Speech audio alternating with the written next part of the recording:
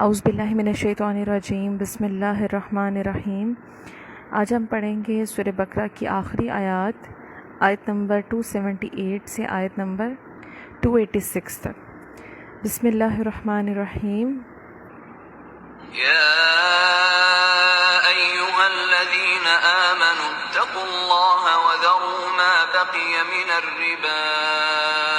ان کنتم مؤمنین لم تفعلوا فأذنوا بحرب من اللہ ورسولہ وَإِن تُبْتُمْ فَلَكُمْ رُؤُوسُ أَمْوَالِكُمْ لَا تَظْلِمُونَ وَلَا تُظْلَمُونَ وَإِن كَانَ ذُو عُسْرَةٍ فَنَظِرَةٌ إِلَى مَيْسَرَةٍ وَأَن تَصَدَّقُوا خَيْرٌ لَكُمْ إِن كُنتُمْ تَعْلَمُونَ وَاتَّقُوا يَوْمًا تُرْجَعُونَ فِيهِ إِلَى اللَّهِ ثُمَّ تُوَفَّى كُلُّ نَفْسٍ مَا كَسَبَتْ وَهُمْ لَا يُظْلَمُونَ يَا أَيُّهَا الَّذِينَ آمَنُوا إِذَا تَدَايَنتُم بِدَيْنٍ إِلَى أَجَلٍ مُّسَمًّى فاكتبوه وليكتب بينكم كاتب بالعدل ولا يأب كاتب أن يكتب كما علمه الله فليكتب وليملل الذي عليه الحق وليتق الله ربه ولا يبخس منه شيئا فإن كان الذي عليه الحق سفيها أو ضعيفا أو لا يستطيع أن يمل هو فليملل وليه بالعدل واستشهدوا شهيدين من رجالكم فإن لم يكونا رجلين فرجل وامرأتان ممن ترضون من الشهداء أن تضل إحداهما فتذكر إحداهما الأخرى ولا يأبى الشهداء إذا ما دعوا ولا تسأموا أن تكتبوه صغيرا أو كبيرا إلى أجله ذلكم أقسط عند الله وأقوم للشهادة وأدنى ألا ترتابوا إلا أن تكون تجارة حاضرة تديرونها بينكم فليس عليكم جناح ألا تكتبوها وأشهدوا إذا تبايعتم ولا يضار كاتب ولا شهيد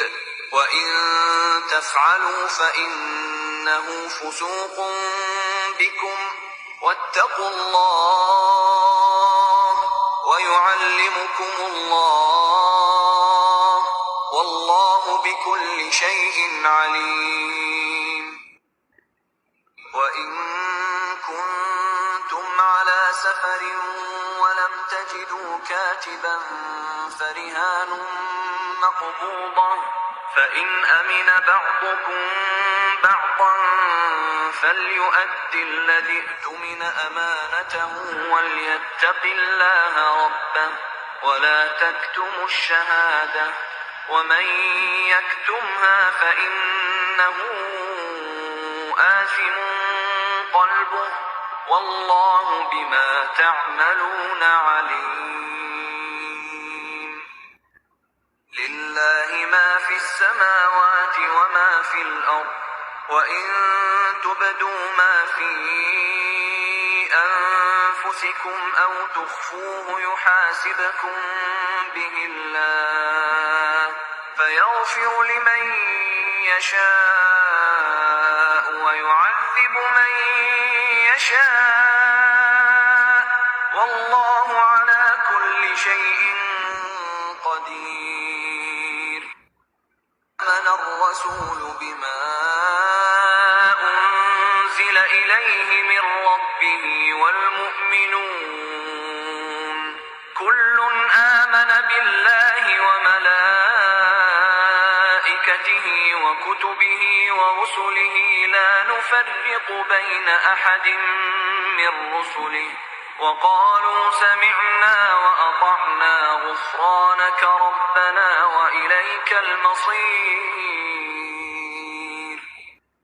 لا يكلف الله نفسا إلا وسعها لها ما كسبت وعليها ما اكتسبت ربنا لا تؤاخذنا إن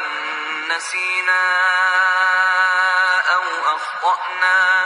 ربنا ولا تحمل علينا إصرا كما حملته على الذين من قبلنا ربنا ولا تحملنا ما لا طاقة لنا به واعف عنا واغفر لنا وارحمنا أنت مولانا فانصرنا على القوم الكافرين. ترجمہ آیت نمبر 278 ہے. فرمایا اے ایمان والوں اگر تم ایمان والے ہو تو اللہ سے ڈرو اور جو سود باقی رہ گیا ہے اسے چھوڑ دو. تفسیر اس آیت کی ہے کہ اس آیت میں ایمان والے کہہ کر مخاطب کیا گیا ہے اور ایمان کے ایک اہم تقاضے یعنی تقوی کا حکم دیا گیا ہے. پھر تقوی کی روح یعنی حرام سے بچنے کا حکم فرمایا گیا ہے اور حرام سے بچنے میں ایک کبیرہ گناہ سود کا تذکرہ کیا ہے. چنانچہ فرمایا گیا ہے کہ اگر سود کے حرام ہونے سے پہلے مقروض پر سود لازم ہو گیا تھا اور اب تک کچھ سود لے لیا تھا اور کچھ باقی تھا کہ یہ سود کے حرام ہونے کا حکم آ گیا تو جو سود اس سے پہلے لیا تھا وہ واپس نہ کیا جائے گا لیکن آئندہ بقایا سود نہ لیا جائے گا. شان نزول اس آیت کا ہے کہ یہ آیت ان اصحاب کے حق میں نازل ہوئی تھی جو سود کی حرمت نازل ہونے سے قبل سودی لین دین کرتے تھے.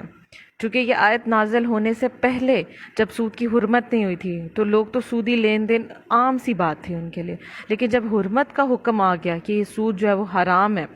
تو اس سے قبل جو انہوں نے سودی لین دین یہ کرتے تھے اور ان کی کافی بھاری سودی رقمیں دوسروں کے ذمہ باقی بھی تھیں. اس میں حکم دیا گیا تھا کہ سود کی حرمت نازل ہونے کے بعد جو سابقہ بقیہ سود لینے کی بھی اجازت نہیں ہوگی. اب جتنا لے لیا وہ تو لے لیا لیکن اب آگے ان کو سود لینے کی دینے کی اجازت نہیں رہے گی کیونکہ اس کے بعد سے سود جو ہے وہ حرام ہو گیا. پھر آیت نمبر 279 میں فرمایا پھر اگر تم ایسا نہیں کرو گے تو اللہ اور اللہ کے رسول کی طرف سے لڑائی کا یقین کر لو اور اگر تم توبہ کرو تو تمہارے لیے اپنا اصل مال لینا جائز ہے، نہ تم کسی کو نقصان پہنچاؤ اور نہ تمہیں نقصان ہو. یہاں پہ یہ نہیں فرمایا گیا کہ جو سود کا لین دین کرنے والا ہے تو اس کے لیے کیا حکم ہے کہ وہ اللہ اور اس کے رسول سے جنگ کرنے کے برابر ہے، یعنی اتنا سخت اس کے حوالے سے حکم ہے. سود کے حوالے سے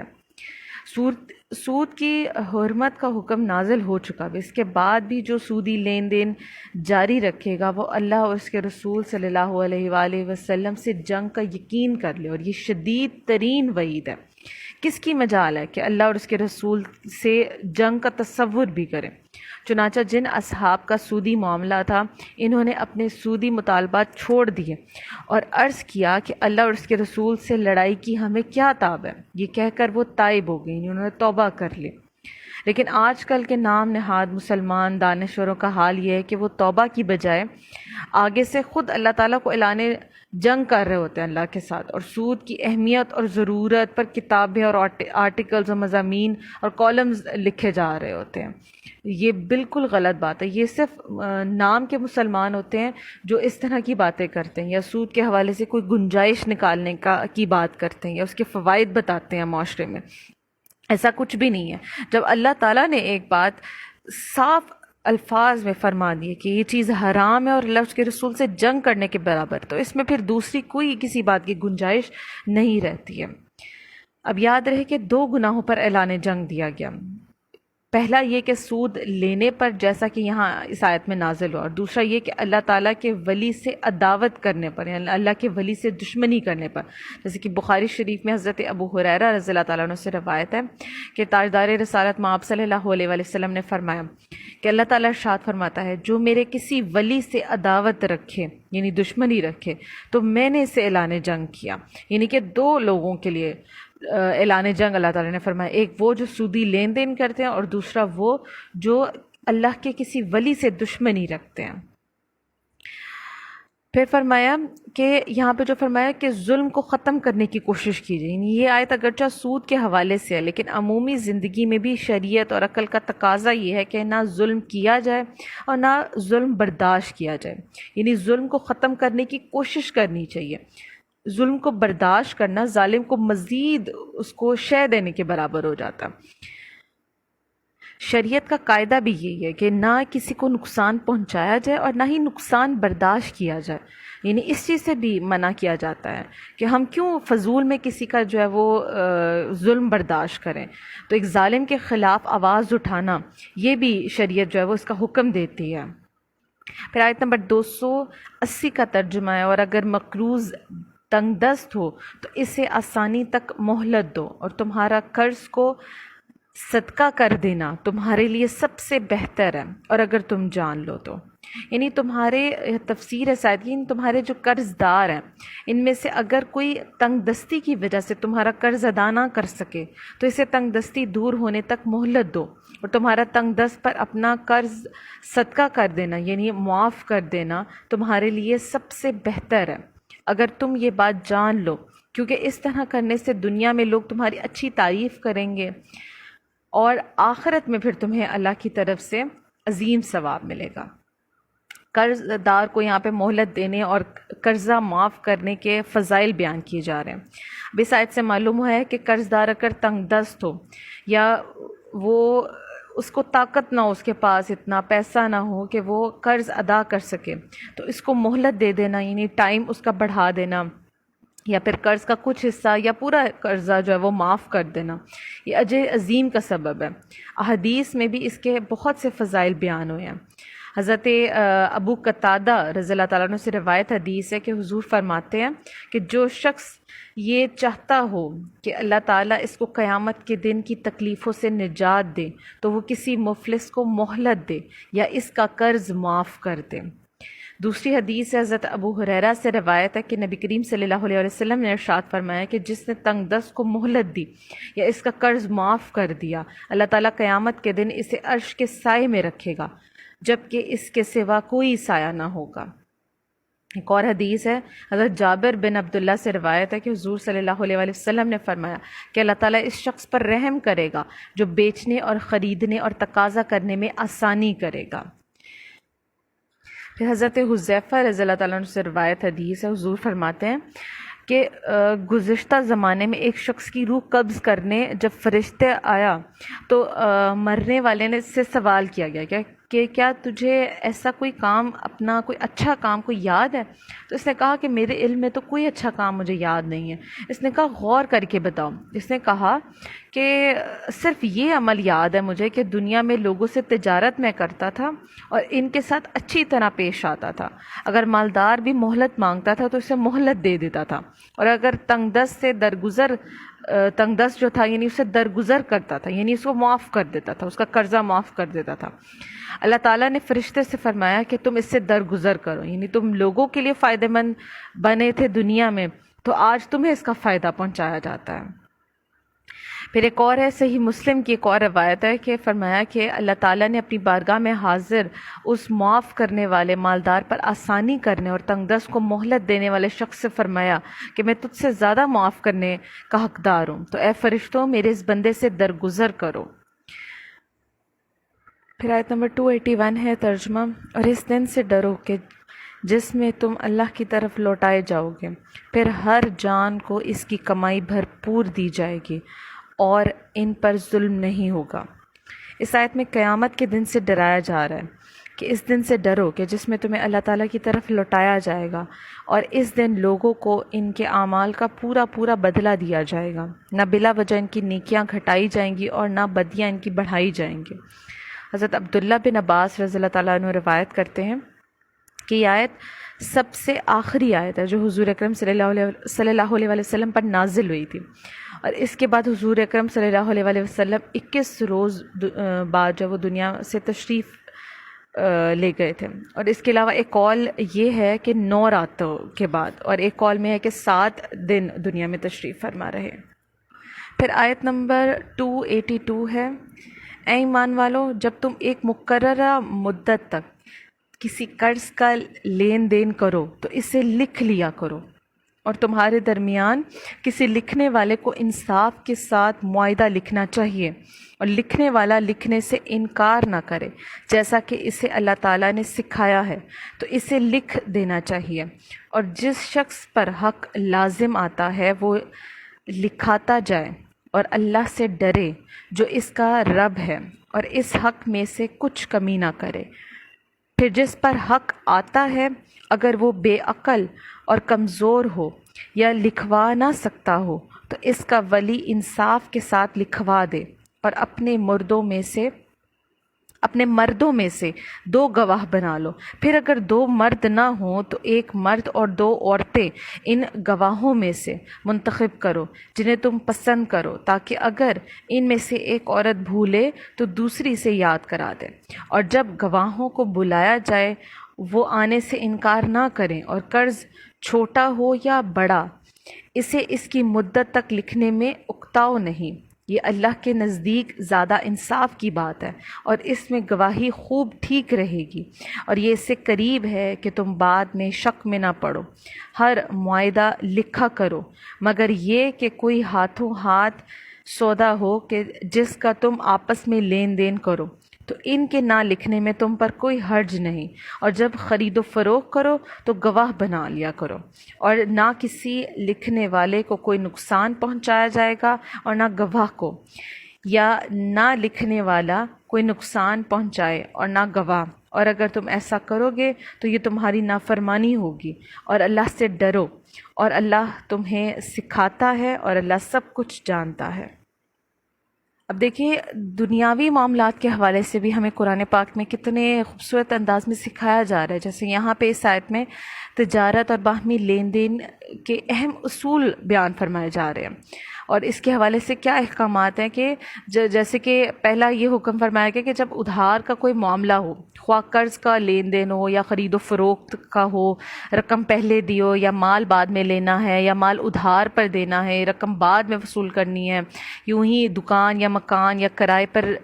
لیتے ہوئے ایڈوانس یا کرائے کا معاملہ ہو، اس طرح کے ہر طرح کے جو مالی معاملات ہیں ان میں معاہدہ لکھ لینا چاہیے، یعنی لکھت پڑھت ہونی چاہیے۔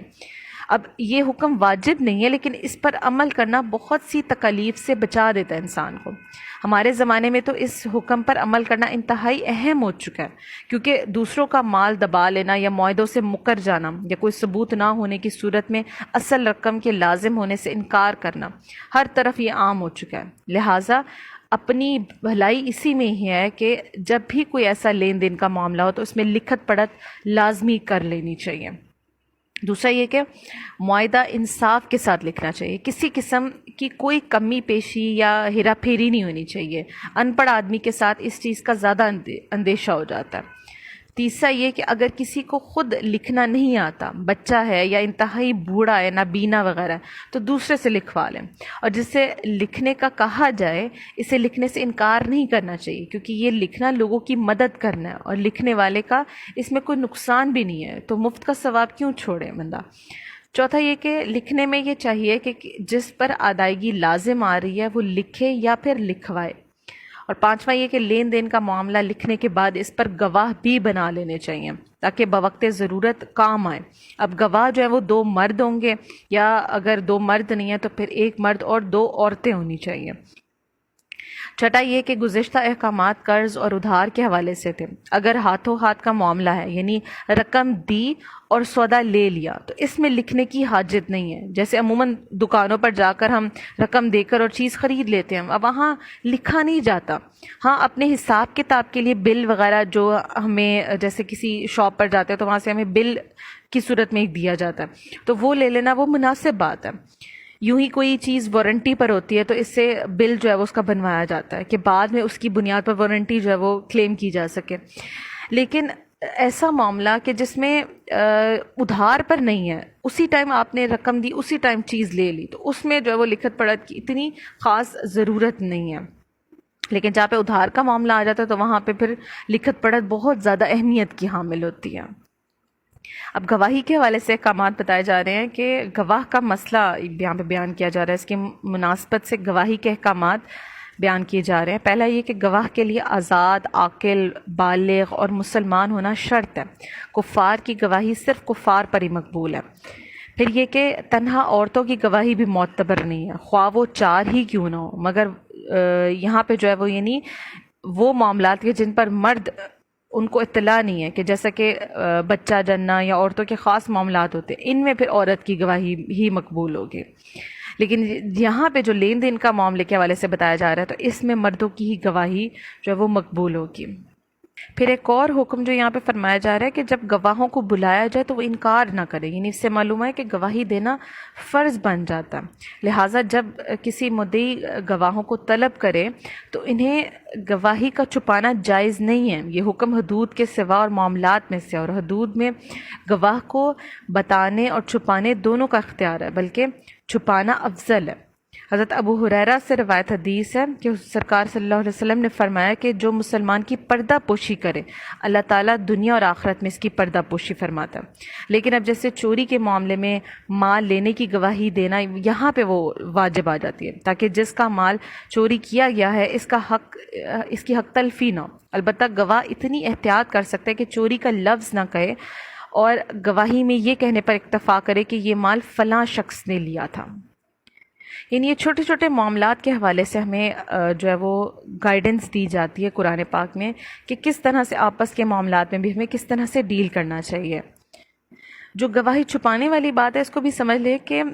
وہ وہاں پہ بات کی جا رہی ہے کہ جیسے اگر کسی کی کوئی عیب دیکھا تو اس میں یہ نہیں ہے کہ پورے معاشرے میں اس کا ڈھنڈورا پیٹا جائے اور یہ کہا جائے کہ یہ تو ہم گواہی دے رہے ہیں اس چیز کی، تو اس چیز سے منع کیا جا رہا ہے۔ جہاں پہ ضرورت ہے، جہاں پہ آپ کو گواہی آپ کی طلب کی جا رہی ہے، آپ کو کہا جا رہا ہے کہ آپ بتائیں سچ کیا آپ نے دیکھا ہے یا سنا ہے، تو تب آپ کی گواہی جو ہے وہ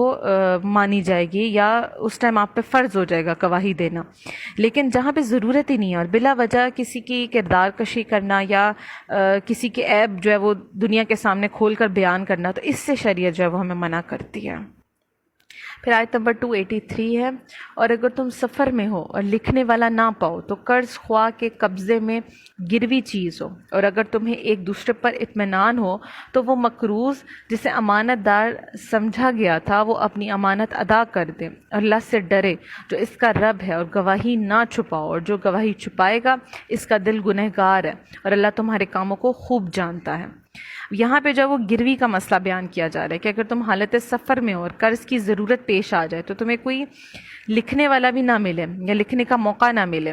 کہ جس طرح اوپر احکامات جو ہے وہ بیان کیے گئے، حکم پر عمل ہو سکے جو پچھلے احکامات جیسے ہم نے پڑھے، تو مقروض قرض خواہ کے قبضے میں کوئی چیز گروی رکھوا دے۔ ہاں اگر تمہیں ایک دوسرے پر اعتماد ہو اور اس وجہ سے تم کوئی تحریر وغیرہ نہ لکھو تو اب مقروض کو چاہیے کہ جب اسے امانت دار سمجھا گیا ہے تو پھر وہ اسے حسن ظن کو اپنے پورا کرے اور اپنی امانت یعنی قرض جو ہے وہ وقت پر ادا کرے اور اس ادائیگی میں اللہ سے ڈرے۔ گروی کے حوالے سے کچھ مسائل ہیں، یعنی کہ جو یہاں پہ جیسے فرمایا گیا حالت سفر میں گروی کوئی چیز رکھنا، تو یہ اس آیت سے یہ چیز ثابت ہوتی ہے، یعنی بالکل جائز ہے۔ اور غیر سفر کی حالت میں جو ہے وہ گروی رکھنا کوئی چیز، تو وہ حدیث شریف سے ثابت ہے، جیسے حضور اکرم صلی اللہ علیہ وسلم نے مدینہ طیبہ میں اپنی ذرہ مبارک یہودی کے پاس گروی رکھی تھی ایک موقع پر۔ اور پھر اس کے حوالے سے ایک اور حکم ہے کہ جس چیز کو گروی رکھا جائے وہ قرض خواہ کے قبضے میں دینا ضروری ہے، یعنی بغیر قبضے کے پھر گروی نہیں ہو سکتی کوئی چیز۔ اب دیکھیں کہ اس رکوع کی یہ دونوں آیات میں غور کرے اور سمجھے کہ اللہ تعالیٰ نے ہمیں ہمارے جو ہے وہ خالصتاً دنیاوی مالی معاملات، جو مالی ہمارے معاملات ہیں، ان میں بھی ہمیں کتنے واضح حکم ارشاد فرمایا، اور اس سے معلوم ہے کہ ہمارا جو دین ہے وہ کامل ہے، اور اس میں عقائد اور عبادات کے ساتھ ساتھ جو ہمارے دوسرے معاملات ہیں ان کو بھی بیان کیا جا رہا ہے۔ نیز یہ بھی معلوم ہے کہ حقوق العباد نہایت اہم ہے کہ اللہ تعالیٰ نے نہایت وضاحت کے ساتھ ان کا بیان فرمایا۔ نیز یہ بھی معلوم ہے کہ شریعت کے احکامات میں بے پناہ حکمتیں ہیں اور ان میں ہماری بہت ساری بھلائی ہے، چنانچہ اس آیت میں جتنا غور کرے اتنا ہی واضح ہوگا کہ کہاں کہاں اور کس کس طرح ہمیں اس حکم سے فائدہ ہو سکتا ہے۔ یہ بھی معلوم ہوا ہے کہ لکھنا اور حساب کتاب کا علم سیکھنا یہ بھی بہت فائدہ مند ہے، لہٰذا اگر کوئی حسن نیت سے اکاؤنٹنگ کا علم سیکھتا ہے تو وہ بھی مستحق اجر ہے، جبکہ سود وغیرہ کا حساب کتاب جو رکھنے ہیں اس سے جو وہ شریعت نے منع کیا ہے۔ ایسا سیکھنا، ایسا علم بھی حاصل کرنا، اس سے کوئی فائدہ نہیں ہوگا، نہ دنیاوی اور نہ ہی دینی حوالے سے۔ آیت نمبر 284 ہے، جو کچھ آسمانوں میں ہے اور جو کچھ زمین میں ہے سب اللہ ہی کا ہے، اور جو کچھ تمہارے دل میں ہے اگر تم اسے ظاہر کرو یا چھپاؤ اللہ تم سے اس کا حساب لے گا، تو جسے چاہے گا بخش دے گا اور جسے چاہے گا سزا دے گا، اللہ ہر چیز پر قادر ہے۔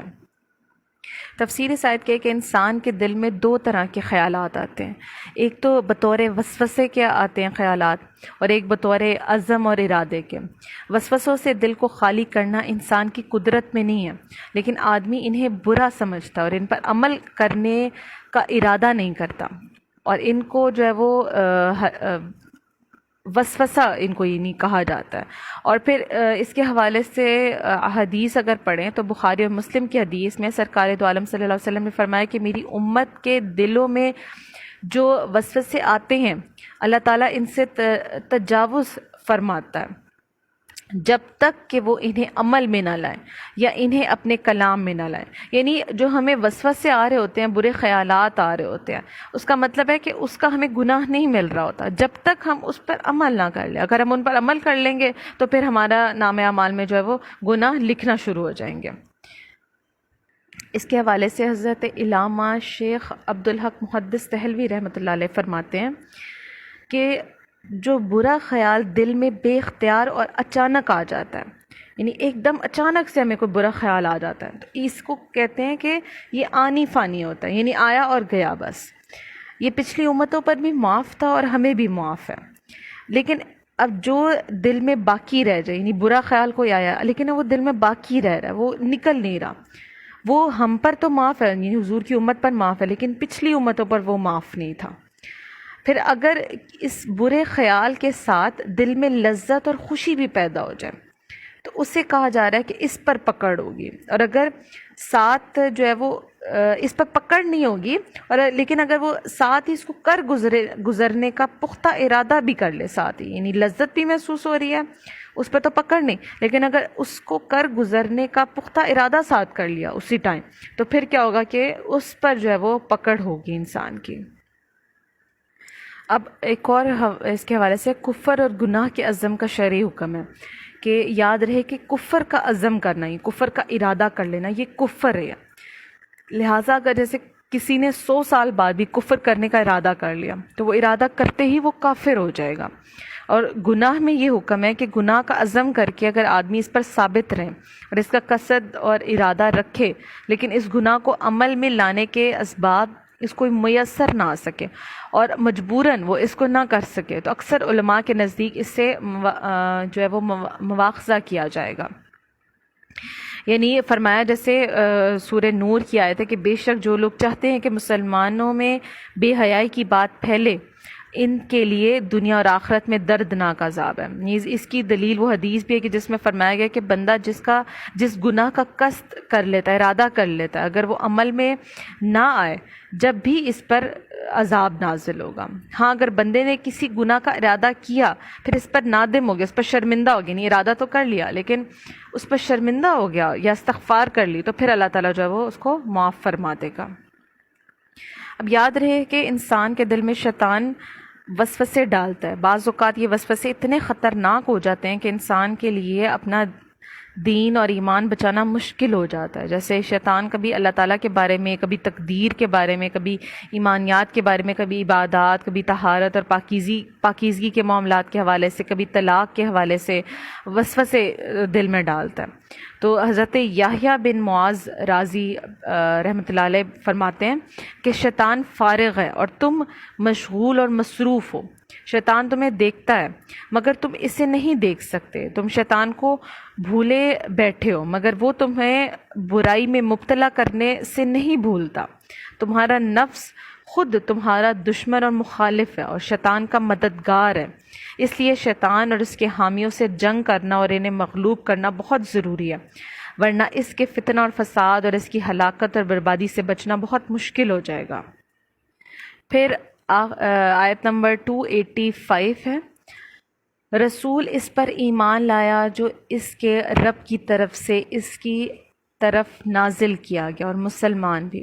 سب اللہ پر اور اس کے فرشتوں اور اس کے کتابوں اور اس کے رسولوں پر یہ کہتے ہوئے ایمان لائے کہ ہم اس کے کسی رسول پر ایمان لانے میں فرق نہیں کرتے. انہوں نے عرض کی، اے ہمارے رب، ہم نے سنا اور مانا، ہم پر تیری معافی ہو اور تیری ہی طرف پھرنا ہے. یہاں جو ایمان کے حوالے سے بیان کیا جا رہا ہے، یعنی 4 مرتبے فرمائے جا رہے ہیں. پہلا یہ کہ اللہ تعالیٰ کی وحدانیت اور اس کی تمام صفات پر ایمان لانا. دوسرا فرشتوں پر ایمان لانا، اور وہ یہ ہے کہ یقین کرے اور مانے کہ وہ موجود ہے اور وہ معصوم ہیں، وہ پاک ہیں اور اللہ تعالیٰ اور اس کے رسولوں کے درمیان احکامات اور پیغام کے واسطے ہیں. تیسرا یہ کہ اللہ تعالیٰ کی کتابوں پر ایمان لانا اور یہ عقیدہ رکھنا کہ جو کتابیں اللہ تعالیٰ نے نازل فرمائی ہیں اور اپنے رسولوں کے پاس وحی کے ذریعے بھیجی ہیں، وہ بے شک و شبے اور سے پاک ہیں اور حق ہیں اور سچ ہیں اور اللہ ہی کی طرف سے ہیں.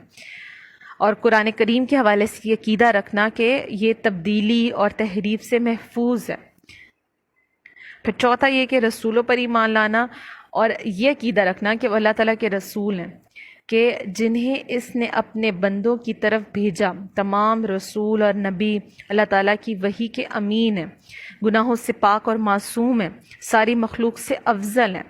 اور ان میں سے بعض حضرات بعض سے افضل ہیں. البتہ نبی ہونے میں سب برابر ہیں اور اس بات میں ہم ان کے درمیان کوئی فرق نہیں کریں گے.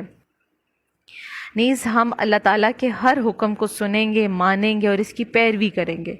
یاد رکھیں کہ یہ ایمان مفصل کی بنیاد یہی آیت مبارکہ ہے. پھر آخری آیت ہے سورہ بقرہ کی، اللہ کسی جان پر اس کی طاقت کے برابر ہی بوجھ ڈالتا ہے. کسی جان نے جو اچھا کمایا وہ اسی کے لیے ہے، اور کسی جان نے جو برا کمایا اس کا وبال اس پر ہے. اے ہمارے رب، اگر ہم بھولیں یا خطائیں کریں تو ہماری گرفت نہ فرما. اے ہمارے رب، اور ہم پر بھاری بوجھ نہ رکھ جیسا کہ تو نے ہم سے پہلے لوگوں پر رکھا تھا. اے ہمارے رب، اور ہم پر وہ بوجھ نہ ڈال کہ جس کی ہمیں طاقت نہیں، اور ہمیں معاف فرما دے اور ہمیں بخش دے اور ہم پر مہربانی فرما. تو ہمارا مالک ہے، پس کافر قوم کے مقابلے میں ہماری مدد فرما. تفسیر اس آیت کی کہ اللہ تعالیٰ کسی پر طاقت سے زیادہ جو بوجھ نہیں ڈالتا، اس کے حوالے سے فرمایا جا رہا ہے. لہٰذا جیسے اللہ تعالیٰ نے غریب پر زکوٰۃ نہیں فرض کی، اسی طرح کسی غریب پر حج نہیں فرض کیا. جب استطاعت ہو، صاحب استطاعت ہو، تب اس پر حج فرض ہو جاتا ہے. بیمار پر نماز میں قیام جو ہے وہ فرض نہیں ہے، معذور پر جہاد فرض نہیں ہے. یعنی اللہ تعالیٰ کسی پر بھی طاقت کے سے زیادہ اس پر بوجھ نہیں ڈالتا. پھر یہ کہ کسی جان نے جو نیک عمل کمایا وہ اسی کے لیے، یعنی آدمی کے اچھے عمل کی جزا اور اس کے برے عمل کی سزا اسی کو ملے گی. یہ آیت کریمہ آخرت کے ثواب اور عذاب کے بارے میں ہے، لیکن اس کے ساتھ ساتھ اس طرح کا معاملہ دنیا میں بھی پیش آ جاتا ہے کہ ہر آدمی اپنی محنت کا پھل پاتا ہے. محنت والے کو اس کی محنت کا صلہ ملتا ہے، جبکہ سست اور کاہل اور کام چور کو اس کی سستی کا انجام دیکھنا پڑتا ہے. لوگوں سے بھلائی کرنے والا بھلائی پاتا ہے اور ظلم کرنے والا خود بھی زیادتی کا شکار ہوتا ہے. پھر فرمایا، اے ہمارے رب، ہماری گرفت نہ فرما. یہاں سے اللہ تعالیٰ نے اپنے مومن بندوں کو ایک اہم دعا کی تلقین فرمائی کہ وہ اس طرح اپنے پروردگار سے عرض کریں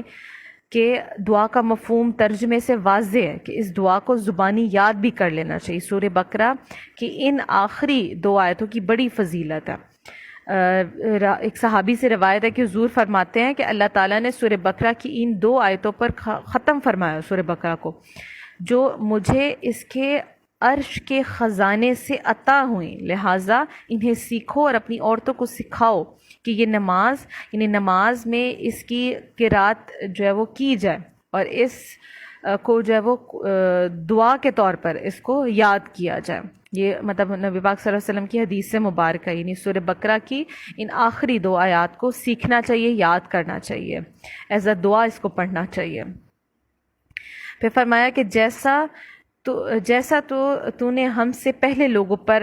رکھا تھا، یعنی کہ بنی اسرائیل پر کئی احکامات ہم سے زیادہ سخت تھے، جیسے کہ بعض گناہوں کی توبہ میں خودکشی کرنا تھا، ناپاک کپڑے کا جلا دینا تھا ان کے لیے حکم، گندی کھال کاٹنا تھا، زکوٰۃ میں 1/4 مال دینا تھا۔ ان کے مقابلے میں ہم پر نہایت ہی آسانیاں ہیں،